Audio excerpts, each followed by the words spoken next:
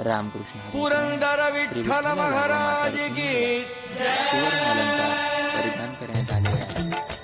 या सौंदर्याचे वर्णन या तुच्छ जीवाने कशा प्रकारे जय देव जय देव जय पांडुरंगा या दर्शनाचा रघुमाई वल्लभ राईचा वल्लभ भावे जीवलका जय देव